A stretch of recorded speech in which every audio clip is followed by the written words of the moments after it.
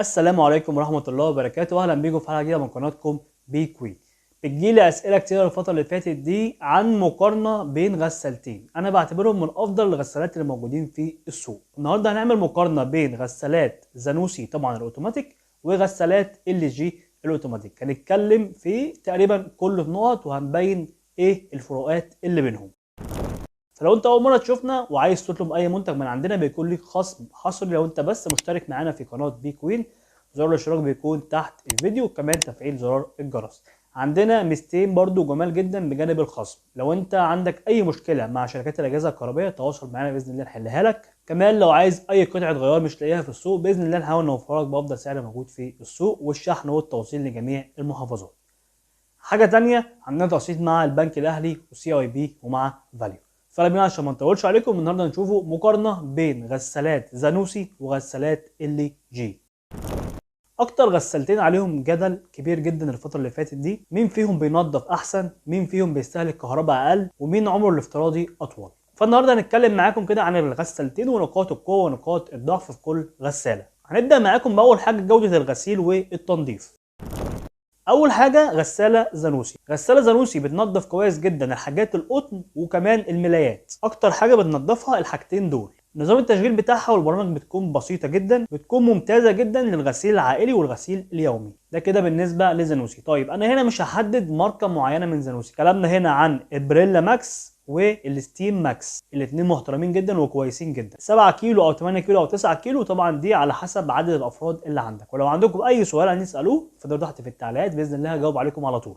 عيب زانوسي بقى البقع الصعبه شويه. لو في بقعه صعبه شويه بتحتاج برنامج تشغيل بيكون قوي، يعني مش غسيل اعتيادي، لا برنامج اقوى. على العكس تماما بقى في ال جي بتاعه البقع الصعبه. طبعا هنا برضو مش هتكلم على ماركه معينه، بس عموما ال جي وال جي فيفاتشي يعتبر افضل موديل موجود في ال جي.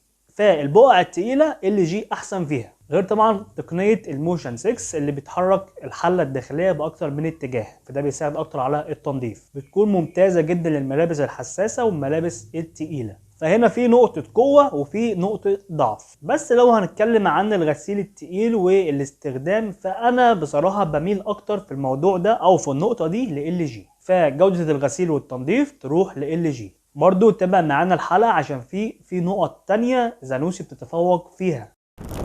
تاني حاجة معانا الموتور والعمر الافتراضي. الموتور بتاع زانوسي بيكون موتور عادي جدا، مش دفع مباشر. دفع مباشر ده ان المية بتنزل بشكل مباشر على الهدوم فده بينظف اكتر، لكن في زانوسي الموتور عادي مش دفع مباشر. وده بيدينا ميزة جميلة جدا، بيكون سهل جدا في الصيانة، وحتى بعد فترة الضمان بيكون ليه صيانة في اي مركز صيانة. قطع الغيار في زانوسي متوفرة كتير جدا في السوق المصري، وهنا ميزة جميلة جدا لزانوسي. اما ال جي بيكون الموتور بتاعها دفع مباشر، صوته بيكون اهدى من الموتور في زانوسي، والضمان على الموتور بيكون اطول من زانوسي، لكن صيانته وقطع غيار ال جي غالبا مش موجوده في السوق. وحتى لو فتره الضمان فلو حصل لا قدر الله اي حاجه في ال جي بيدوخوك شويه لحد ما بيجيبوا قطعه الغيار، وغالبا بتدفع عليها رسوم. فانا من وجهه نظري اخد موتور عادي قطع غيار متوفره في السوق عن اني اخد موتور دفع مباشر من ال جي ملوش صيانه. فهنا نقطه تفوق لزانوسي.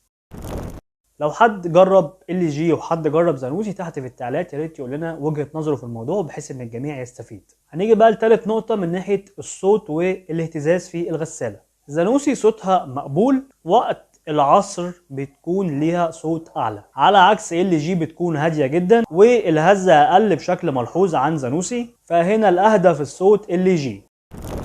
رابع حاجة استهلاك الكهرباء والمية، طبعا دي حاجة بتهم كل الناس. زانوسي استهلاك متوسط، برامج تقليدية جدا وعادية مفيش أي إبداع فيها، موفرة نسبيا في الكهرباء والمية. بس ال جي بتديك استهلاك أقل في الكهرباء والمية، وفي خاصية التحكم الذكي في المية، موفرة جدا في الاستخدام الكتير. يعني لو تستخدم كتير بتغسلي كل يوم فال جي بتكون موفرة عن زانوسي، فالأوفر ال جي. خامس حاجة معانا البرامج والتكنولوجيا المستخدمة. زانوسي برامج واضحه، البرامج الاساسيه بتاعت كل غساله سهله لاي حد ممكن يستخدمها. لو انت عروسه جديده فزانوسي هتكون اسهل معاكي في الاستخدام، ما فيهاش اي تعقيد. اما ال جي برامج ذكيه طبعا تقدري تتحكمي فيها من خلال الواي فاي، وكمان خاصيه تشخيص الاعطال بالموبايل. فالتكنولوجيا بصراحه نروح معاكم على ال جي. سادس حاجه الصيانه وقطع الغيار. زي ما قلنا زانوسي صيانه منتشره جدا، اي مركز صيانه يقدر يصلحها حتى بعد نهايه فتره الضمان. قطع غيارها بتكون رخيصه ومتوفره في السوق، وكمان اي فني يقدر يشتغل فيها، على عكس ال جي صيانه رسميه لازم من التوكيل الرسمي. قطع غيارها اغلى بكتير، وكمان لازم يكون فني متخصص ومتدرب على الموضوع ده. الاوفر طبعا في الصيانه تروح لزانوسي. اخر حاجه القيمة مقابل السعر. زانوسي سعرها مناسب جدا، تبدأ معانا من أول 19,000 جنيه. شايفها بتكون مناسبة للعائلات أو الميزانية المتوسطة. قيمة ممتازة مقابل سعر، عشان أنا كده دايما برشحها لكل الناس. أما ال جي أغلى بكتير، لكن بتاخد هدوء وبتاخد تكنولوجيا وعمر افتراضي أطول شوية. فالخلاصة لو ميزانيتك محدودة وعايز حاجة قيمة مقابل سعر، فروح لزانوسي، لأنها غسالة بتعيش وتتصلح بسهولة وتصلح للاستخدام العائلي الطبيعي. اما ال جي طبعا امكانيات اعلى وسعر اعلى وخدمه ما بعد البيع صعبه جدا. كده نكون خلصنا المقارنه بين زانوسي وال جي. انا عن نفسي عندي الاثنين موجودين، لكن انا بفضل الحاجه اللي يكون لها قطع غيار وخدمه ما بعد البيع كويسه جدا ومحترمه، فانا ميال اكتر لناحيه زانوسي. قول لي بقى في التعليقات انت مع مين، فريق ال جي ولا فريق زانوسي؟ ولو عندك الغساله سواء دي او دي، سيب لنا تحت في التعليقات تجربتك مع خدمه ما بعد البيع. ولو حابين نعمل مقارنه بين اي جهازين تاني، سيبوا لنا تحت برضو في التعليقات. اشوفكم على الحلقه الجايه كتيره، والسلام عليكم ورحمه الله وبركاته.